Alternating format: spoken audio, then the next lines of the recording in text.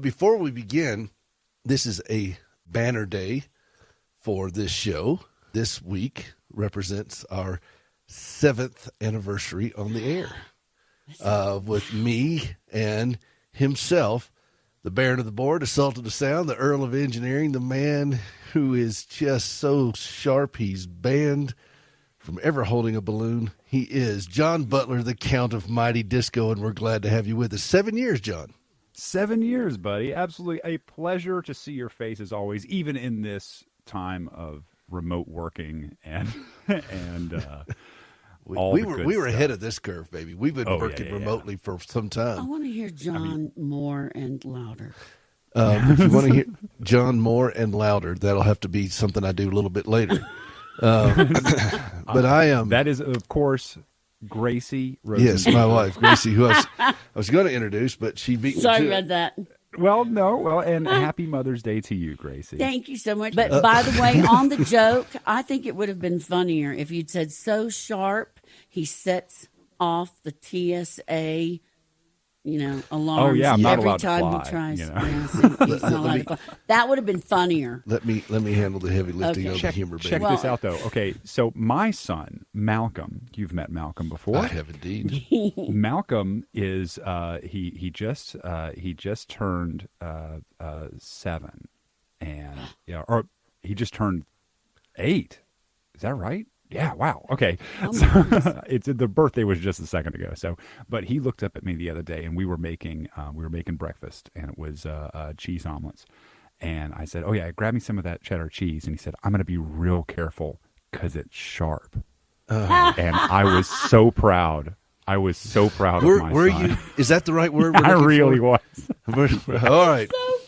Well, also speaking of special guests, I have a very special guest on my show. We've been having a series of A-list celebrities on the show, but I've saved the best for the last here.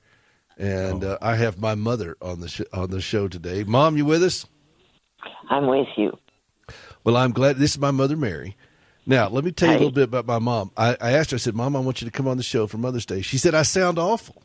Well, Mom had congestive heart failure just a couple of years ago, and we about lost her. She was in the hospital for a lengthy period, and they had to do a tracheotomy on her and all these kinds of things. It was a Gracie lengthy period. And it was pretty dicey. In fact, we didn't know if you were going to make it with us there, Mom, and you have indeed. And she said, well, I sound awful. And I said, Mother, there are a lot of people that would love to hear their mother's voice no matter how it sounds.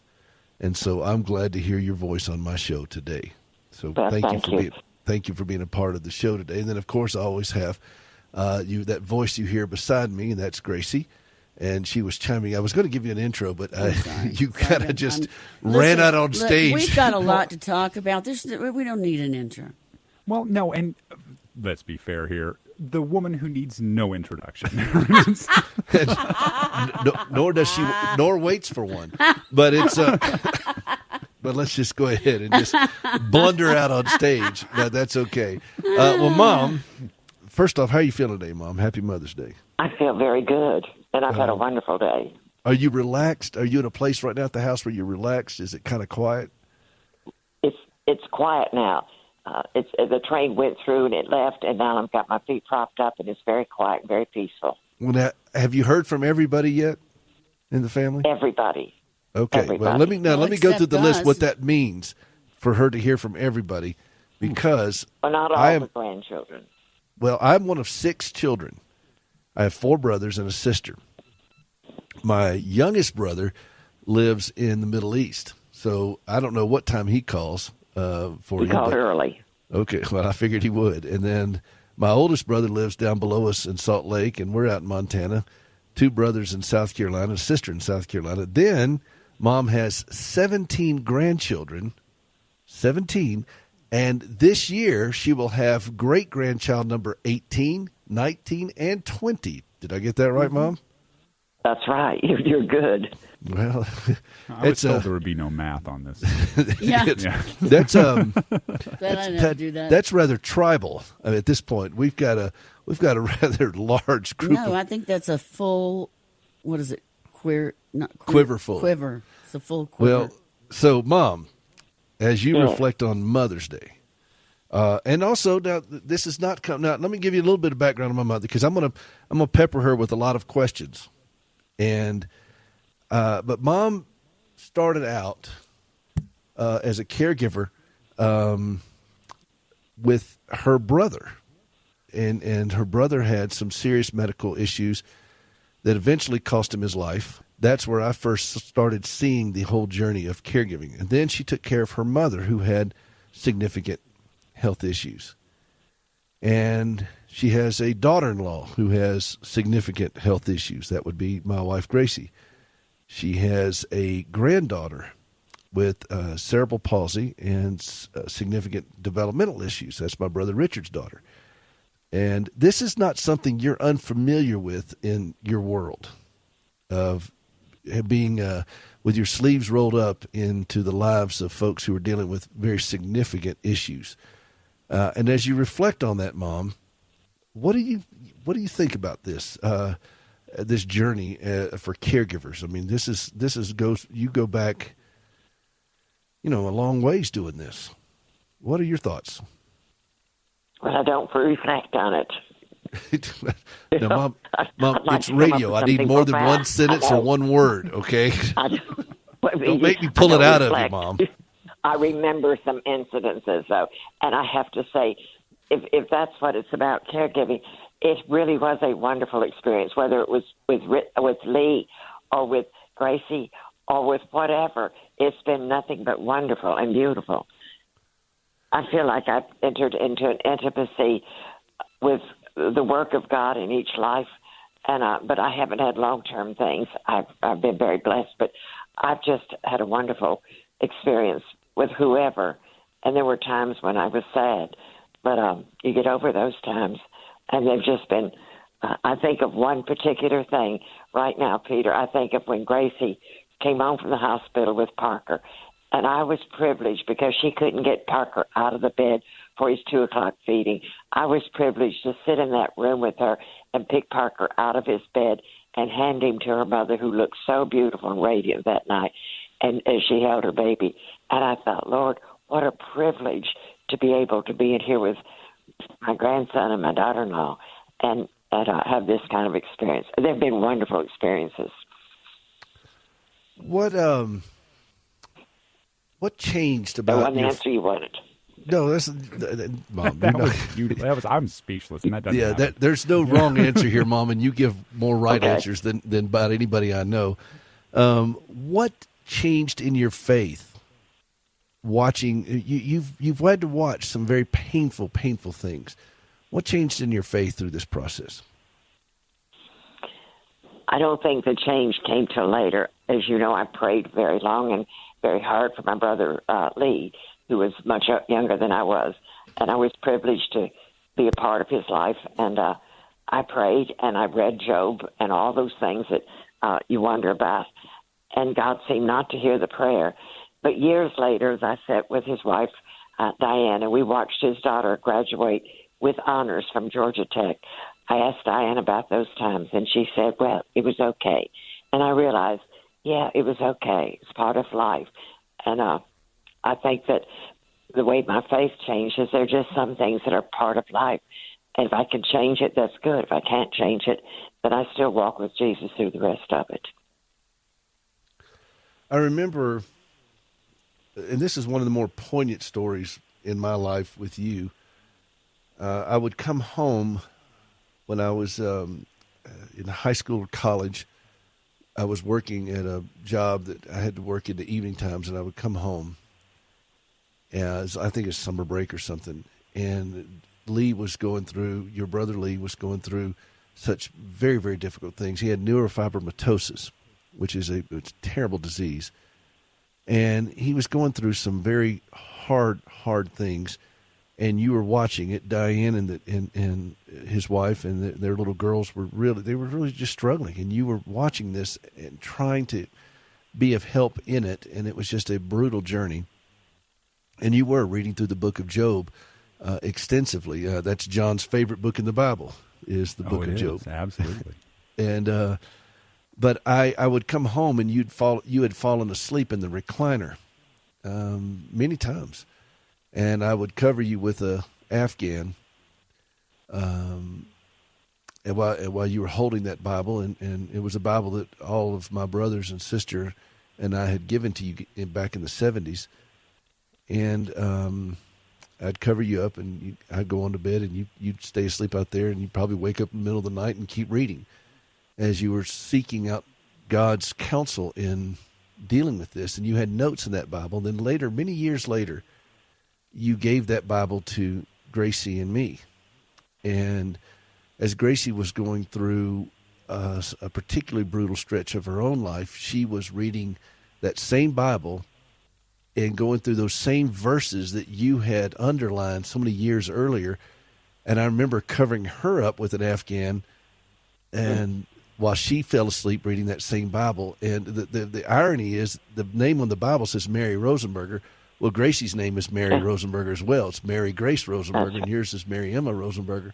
So I had the distinct privilege of covering up two sleeping Mary Rosenbergers reading from the same Bible, going through the same issues, just at different time periods. And it was just one of those kind of poignant moments for me that you've passed on this legacy of faith, of legacy of not demanding that you get the answers from God that you want, but that you're willing to seek him in this thing and trust him with it. And as you've walked through this with a lot of people, there are people today, Mom, and they're struggling because they're watching this thing with the virus. They're watching the suffering in their own life. They don't know what to do. They don't know where to go. They're fearful, and rightly so. This is a very scary time for a lot of people. But you've weathered a lot of scary times.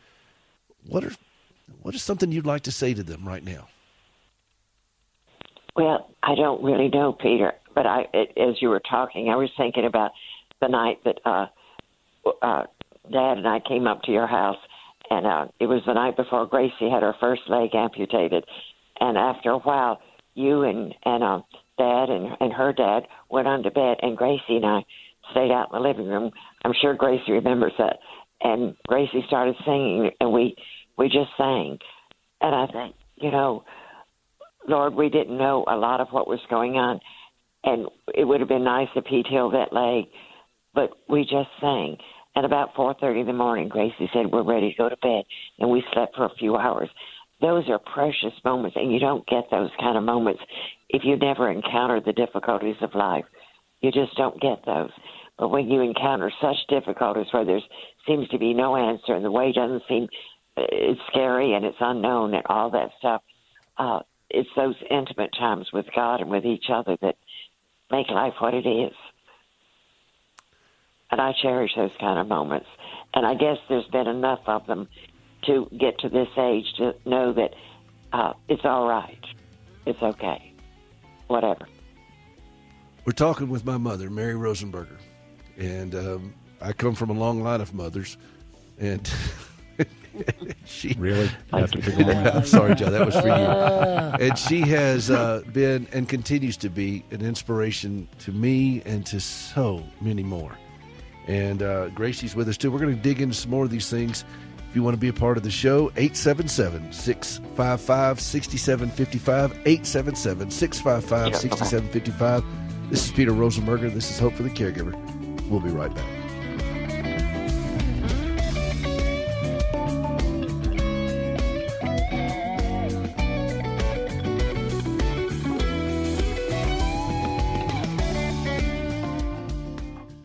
Have you ever struggled to trust God when lousy things happen to you? I'm Gracie Rosenberger, and in 1983, I experienced a horrific car accident leading to 80 surgeries and both legs amputated. I questioned why God allowed something so brutal to happen to me, but over time, my questions changed, and I discovered courage to trust God. That understanding, along with an appreciation for quality prosthetic limbs, led me to establish Standing with Hope. For more than a dozen years, we've been working with the government of Ghana and West Africa, equipping and training local workers to build and maintain quality prosthetic limbs for their own people. On a regular basis, we purchase and ship equipment and supplies, and with the help of inmates in a Tennessee prison, we also recycle parts from donated limbs. All of this is to point others to Christ, the source of my hope and strength. Please visit standingwithhope.com to learn more and participate in lifting others up. That's standingwithhope.com. I'm Gracie, and I am Standing with Hope. As a caregiver, think about all the legal documents you need. Power of attorney, a will, living wills, and so many more. Then think about such things as disputes about medical bills. What if, instead of shelling out hefty fees for a few days of legal help, you paid a monthly membership and got a law firm for life? Well, we're taking legal representation and making some revisions in the form of accessible, affordable, full-service coverage. Finally, you can live life knowing you have a lawyer in your back pocket who, at the same time, isn't emptying it. It's called Legal Shield, and it's practical, affordable, and a must for the family caregiver. Visit caregiverlegal.com. That's caregiverlegal.com. Isn't it about time someone started advocating for you? www.caregiverlegal.com, an independent associate. I'm alive, lift up my voice above the chaos and the noise. 'Cause I'm a hope amidst the pain. I shout this song against the rain. Rejoice evermore. Welcome back to Hope for the Caregiver here on Sirius XM 131. I am Peter Rosenberger. This is the nation's #1 show for you as a family caregiver. That is my wife, Gracie, singing. Rejoice, I'm alive, lift up my voice. Mom, you were almost, we're talking with my mother, Mary Rosenberger, and Gracie's with us, and of course himself, the Count of Mighty Disco, John Butler. Mm-hmm. And if you want to be a part of the show, 877-655-6755, 877-655-6755. Mom, there was a time in the not too distant past where, you were teetering on the edge. And I think we all felt fairly concerned that you weren't going to make it. You had congestive heart failure, and it was just – and in fact, actually, Grayson, our youngest son, went down to be with you guys, and he called me up and he said, Grandma is in really bad shape. And I think it had just been coming on and coming on and coming on, and finally just – reached that point where things had to be done, and you had heart surgery, and it was you were pretty sick. But Grayson called the whistle. I mean, he was supposed to be at a wedding with us. He was like, "No." He said you were not in good shape, and you weren't, Mom.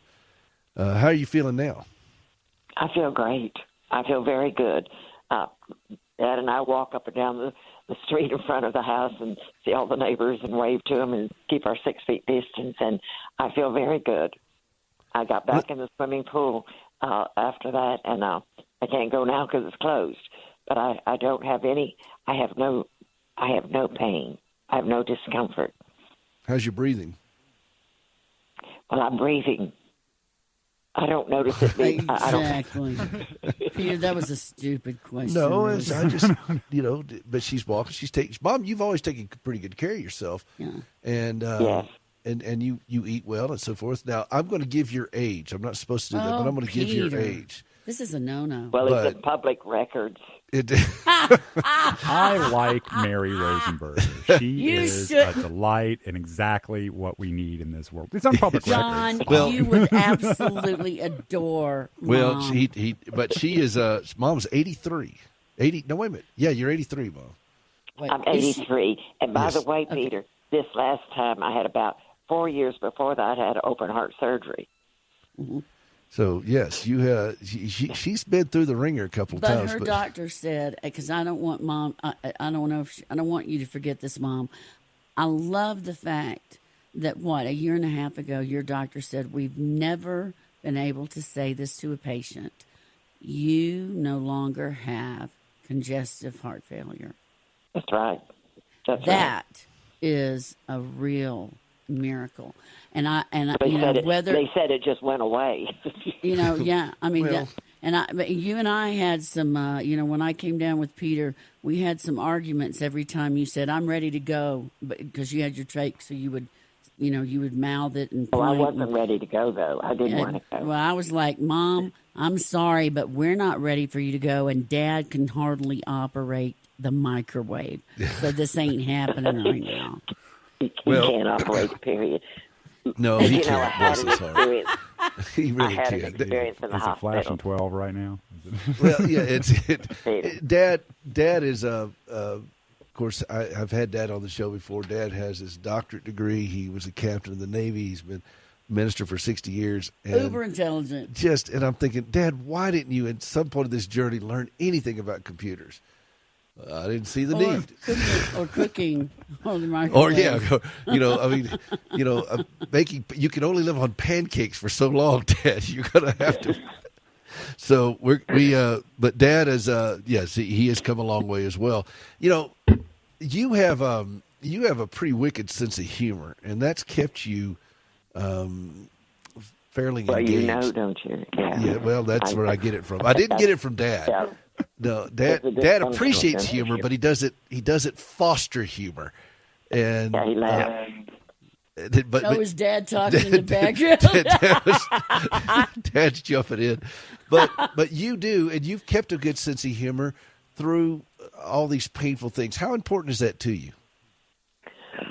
I don't know how anybody lives without it because, there's a merry heart doeth well, okay? Well, and your merry It heart has does. done well. It just, there's something to laugh about. And life is sort of funny if you It don't is. take it too seriously. It's wicked funny. It is funny, and there is a time to laugh and a time to cry. I mean, I will tell you, it's just, no. we learned that at your mom's funeral, at my grandmother's funeral. Yes, I And know. that had been a painful time, but the whole family got together, and it became just this incredibly hilarious journey that your brother Jack, who was a longtime writer, newspaper man for a long time. He was old school newspaper. John, you'd like this. He was he's retired now, but he was so used to banging on his typewriter that when he went to a computer, he went through 3 keyboards. He just busted them up. He was that kind of typist when he did things. But he encapsulated he encapsulated the story of our grandmother's death, and it was an article that in his paper that was just beautifully written, a time to laugh and a time to cry. And I remember I was in the Key Club in high school, and for whatever reason, we had a tour of the funeral home. They took us. Really, you think you should? They took us on a tour of the funeral home. This is when I was in high school, and this is it's kind of like the high school step into the Kiwanis Club kind of thing. But we went to the tour of the funeral home. We just had my grandmother's funeral, and the guy was showing us around in the casket room and was just describing what goes on and so forth. And I looked over there and I saw the same casket that my grandmother had just been buried in, and I thought. And I said really loud, I said, "Hey, my grandmother was buried in that casket, that casket just like that." And just as I said it, he was getting out of his mouth, and here is our cheapest model. And I thought, way to go, Mom. Well, come on, it's gonna just start to dust anyway. Way to go, Mom. Here is our cheapest model. But anyway, listen, we got more to go with my mother, Mary Rosenberger.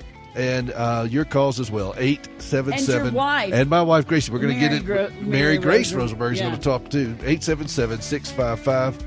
877-655-6755. This is Peter Rosenberger. This is Hope for the Caregiver. We'll be right back. Hey, this is Larry the Cable Guy, and you are listening to Hope for the Caregiver with Peter Rosenberg. And if you're not listening to it, you're a communist. Get it done.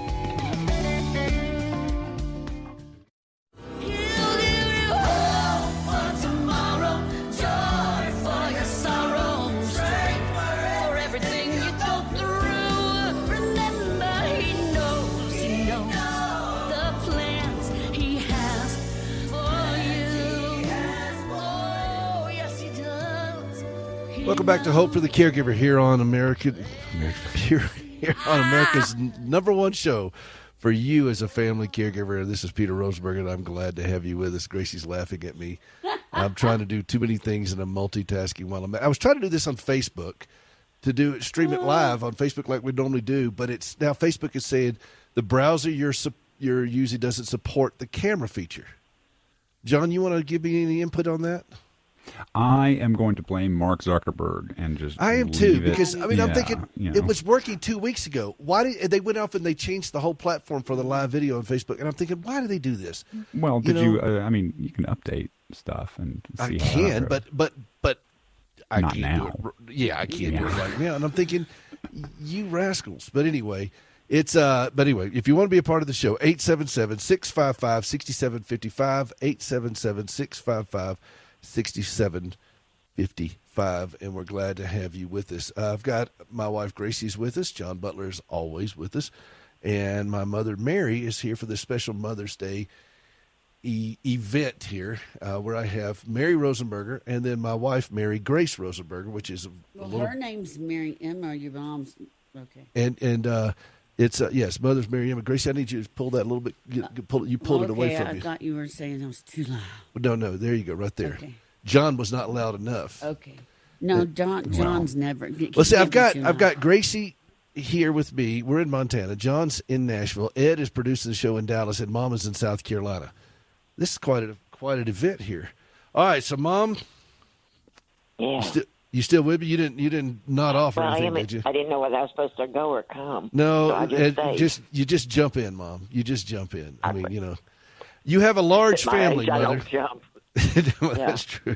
You have a large family, and how has that been for you with 6 children, and you've got now and 5 daughters-in-law, 1 son-in-law, 17 grandchildren, and this year you will have 18, 19, and number 20 great-grandchild, one of which is ours, John. We will be having another Well, it's grandchild. not mine. It's y'all's and Gracie's. Yes, not it's not yours, John. Well, we've been meaning to tell you, John. But it's our oldest son Parker is going to have their 3rd child, and it's a little girl, from what we understand. I think we're allowed to say that on the air. I guess so. And if we're not, you're the one that's going to get in trouble. I'll edit that out. But it's that'll be in September. So you're going to have 18, 19, and 20 for this year. Yeah. Great grandchildren. Can you? If I had to quiz you, could you name them all? Oh, Yeah. please. Definitely she I could. could because I pray for every single one of them every single morning by name. All grandchildren and great grandchildren and everything else. Yeah, That's there's 54 people in my family, including me. Yep. So you're praying for 3 Everyone. hours a day, Mom. Pretty much. Well, I get up real early. You know I get up early. Peter, she gets up at like 4:30 in the morning. Get up early. And you know, you are a praying mom, and Lord loves a praying mom. And you've prayed over each of us, and you've watched us walk through some painful things. And you've, what are some lessons to new moms that you would like to offer? I mean, you've got some real stripes up your arm, as the military would say. I mean, you are a veteran of dealing with a lot of parental issues, and a lot of them just involve me. But what are some That's the truth. what are some insights you would love to offer to new moms today? Well, Peter, you know, it would have been good if I had a prepared speech to say that. So I'm going to have to. I don't. Everything. We that don't comes script the show, immediately- Mom. We don't Okay, script well, the show. I I think you know said that by now. I Our know audience that. I clearly know knows but, that. But I'm not used to doing this either. But one of the things that comes so strongly is it's important to get our faith worked out. Now, I did not have mine worked out to begin with. I was still struggling. It is important to know what the Word says. It is important to know God and have a personal relationship. I have found that over the years that sometimes all I had to do is get back into that intimacy with God, and He would let me know what to do in a situation. And those times when I've wanted to worry or fret or get upset, if I'm back with Him and I get back in the Scriptures, I find there's no need to. I'm amazed at the Scriptures that I don't have to be afraid, I don't have to worry, I don't have to fret. Those are things I get to choose to do. So if I don't have to do this, then what's the alternative? And I have to seek a relationship with God. I have to seek the Scriptures, and then I find that this is the most exciting adventure in the world. And so I don't know that you can make it without it. Not today. I don't know that you can raise a child without knowing what the Word says about helping a child get through the difficult times in life. And I have to admit, knowing the Scriptures has probably been the greatest asset. And I think one of my patron saints was Susanna Wesley. and he raised John Tell Wesley. tell Suzette. Tell us who Susanna Wesley is. She was the mother of John Wesley, the great Methodist evangelist. And she had some key understandings and he also had a brother too. Charles Wesley wrote a lot of songs. Now, her secret was somebody came and criticized her one time because she was making her children memorize Scripture at a very early age. They were under 2, and she said, I don't teach them to understand it. I teach them to learn it. God will give them the understanding. And I like to think that maybe that's what I've encouraged, not just you and your brothers and sisters, but maybe some other people also, that God gives the understanding. All we have to do is present the Word, get into the Word. He'll give the understanding. He says, I am the Lord thy God in the midst of thee. And you and I talked about that the other day, Peter, that's in Zephaniah, that in the midst of where I'm at, no matter what it is or what's going on in my life, in the midst, he's mighty. And that's a tremendous source of encouragement. And so to those who are struggling or alone or frustrated or sick or don't know what to do or whatever, in the midst of that, he's mighty. Well said. Gracie? Period. Mic drop. Mic drop. Boom. Gracie, when you were in the hospital with my mother and the roles were reversed and she was truly at death's door, I mean, it was very, very bleak, and you were in there, and what was going through your mind as you saw the role reversal? Because she had leaned over your hospital bed, praying for you, singing to you, kissing on you, and holding you, and everything else. Like she said, and then the roles were reversed, and you were in that position. What was going through that with you? Well, first of all, I just could not wait to get over there because I felt such an urgency in my heart to get over there and speak to her spirit. Because I've been unconscious and, she was in and out of unconsciousness, and but you can still hear. The hearing is the last thing to go. So, and they would take her down for procedures, and she wouldn't want you or I to leave the room, but you would feel like, on some things that to honor your mom, that you needed to leave the room. But I didn't leave the room. I felt like I wanted to be there every second that I could be there. And because she was there not just for me, but our two boys. And I just remember going over, and when you would leave the room, I don't know why you kind of spastic when you're in the room, Peter, but when you would leave the room, I would get right over her in bed. I'd hold on to the side rails, and I would look at her and I would say, Mom, this is not your time to go. I'm sorry. I know you want to, clearly, because you kept saying, no, I'm ready to go. I'm ready to go. And I said, I know you're ready to go. But you know what? I don't think God's ready for you to go. And I know that your children and your daughter-in-laws and your son-in-law and your grandchildren and your great-grandchildren are not ready for you to go. And I really found out that Dad really didn't want you to go. I felt so horrible for Dad. He would just sit out in the waiting room with his Bible, and he would just pray and meditate on the Word. But I wanted to say one thing, because I remember I specifically took that red Bible that had Mary Rosenberger inscribed on it that you had given Peter and I. John, you'll appreciate this. Everything she read but especially through Job and all of those things while she was going through that with her younger brother Lee. She would write the dates in the margin, and she would write questions that she had or discoveries she felt that the Lord had given her, but she would write the dates. And several times in Job in particular,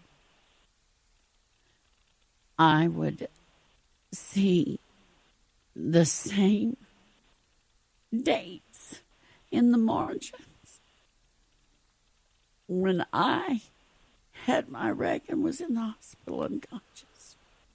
And that, anyway, that meant the world to me.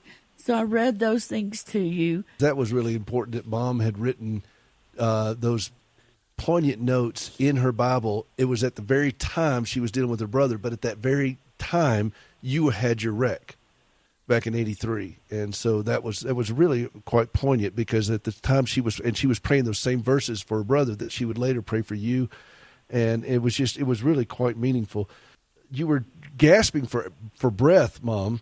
And before we go to break, I just want Gracie to sing one verse of this. You asked Gracie to sing this hymn, and she sang it just a cappella on the thing, and I asked her to sing this for you today for Mother's Day. Is that all right? I mean, you don't have really any choice. You still with us, Mom? I'm still with you. Okay. And Mom, Peter gave me no heads up. But I thought I'd have her sing this. What were you going to say, Mom? Well, just one other thing, and it might have been while Grace was in there. You know, there were months of I didn't know what was going on, but there was a time when things seemed real bad and everything hurt real bad, that I heard God speak to me, and this might have been Gracie's prayer, and He said to me, "Do you want to come home with me?" And I thought, well, that doesn't sound like a bad idea, because I sure don't feel very good. But and of course, I'm in nobody knows what's going on, and that's what I said. But then the Lord said, "Or do you want to live?" And out of my mouth so quickly that I could hardly fathom how quickly it came out, said, "I want to live, and I want to declare your works." And you know, I have opportunities to do that regularly. Well, you do, and you do. Sing one verse, Gracie, just one verse. Well, no, we got to go to a break. We'll do it. Well, wait, we're going to go to a break because we've got to take a quick break. So we'll do that when we come back from the break. Yes. We're talking to my mother, Mary Rosenberger, and this is Hope for the Caregiver. If I offer good things on this show, it's because she helped me learn it. And so I want to bring her on as just for this special Mother's Day show, and also Gracie joining us with us. She's been a huge influence in Gracie's life as Gracie's wrestled with these things too.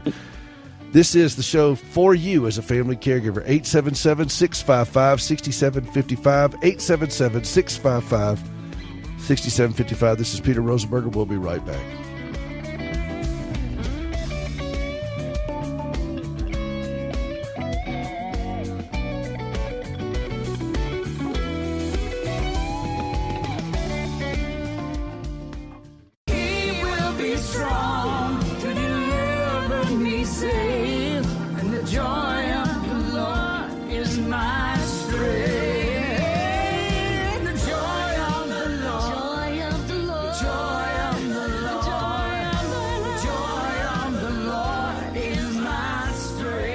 Welcome back to Hope for the Caregiver here on the Family Talk Channel, Sirius XM 131. This is Peter Rosenberger. This is the nation's #1 show for you as a family caregiver. We're glad you're with us. 877-655-6755. Before we get back to my mother, who is on the phone with us, I also want to let you know about what we're doing here with the next work we're doing in Africa. We've been working over there. You've heard Gracie's story many times through this show. And we were hoping to have a trip there this summer, but with the virus, it has put that on hold for a little while longer. But we are still sending supplies over, and part of that is prosthetic limbs that can be recycled, and we really could use your help with that. We've got in some in the last couple of weeks, but we need to get the word out for more. And so if you could go out to standingwithhope.com/recycle, standingwithhope.com/recycle. And you could see where you could send in a prosthetic limb that someone no longer needs. They've passed away or they've outgrown. They don't need that. But we can recycle the pylon, the foot, the knee, the belt systems, the connectors, the adapters, the screws, all those things. And it goes to a prison in Tennessee where inmates volunteer to disassemble them for us. It's part of a faith-based program that Core Civic helps us run. Core Civic manages prisons all over the country. And they have a lot of different faith-based programs to help these inmates kind of get back on a better path from where they were. And this has been one of their more successful ones. And it's been going on now for 9 years.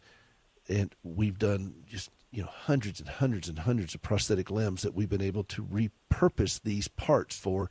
We'll ship it over to West Africa. And then in a partnership we have with the Republic of Ghana, we use those to build a brand new custom fit leg. And we won't recycle the socket. That is custom fit to each amputee. But we will make a brand new socket over there, but use these different parts that these inmates are helping us in these Core Civic programs. So please take advantage of that. All right, we're back here with my mother, Mary Rosenberger, who has an extraordinary journey not only as a mother, but as a caregiving mom. She has cared for a lot of different family members over the years and has cared for me as I have assumed a role of caregiver and there have been times when my knees have buckled and I've not done very well. And there have been times when she's looked at me with a measure of pride, and then there's been times when she looked at me with one eyebrow raised and thinking, what in the world are you thinking, young man? We've all had those moments with our mother. But I think for me, Mom, one of the more poignant memories I have of you being involved in my life and what Gracie and I have gone through is when Gracie gave up her right leg way back in 1991. And I know you remember it well. You stayed up all night with her singing, as you mentioned earlier in the show. Yeah. And I know you were tired. You were exhausted. And as I went to as far as I could go with her, and then they took the gurney and went into the room, and we were just kids. I mean, we were in our 20s.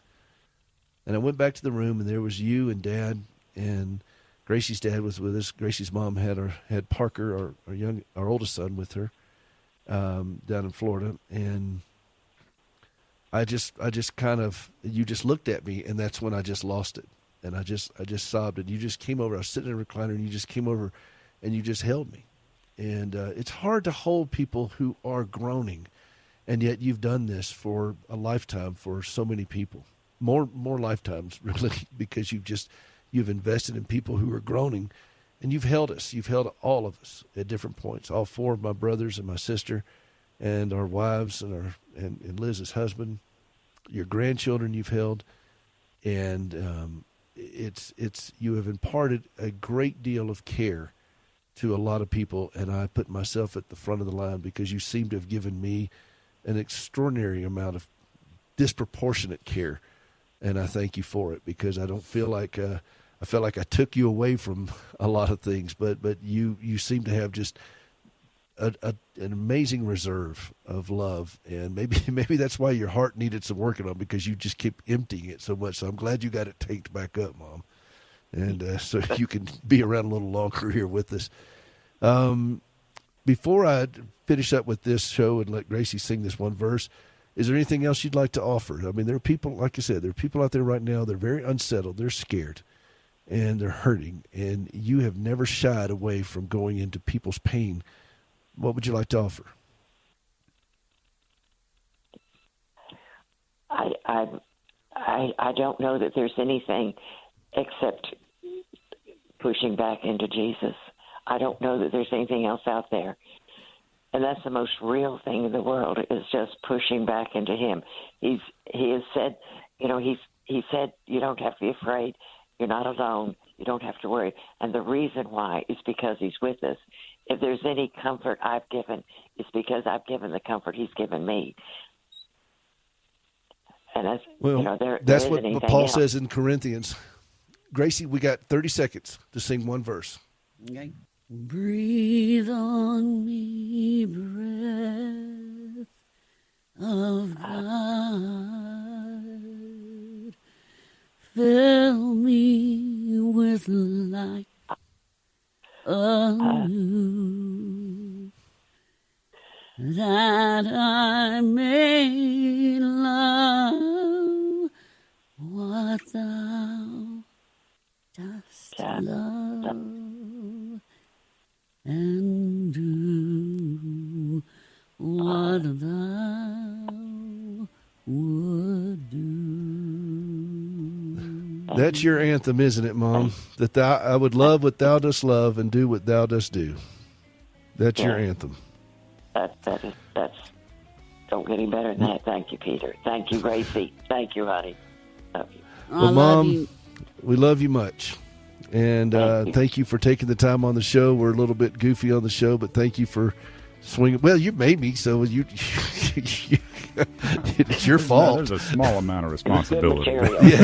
There's not a small amount of responsibility. We're going to put this out on the podcast. You can see this at hopeforthecaregiver.com. And thank you for being a part of the show. Happy Mother's Day to all our moms out there. Mom, thank you very much. This is Peter Rosenberger, Hope for the Caregiver. hopeforthecaregiver.com. We'll see you next week.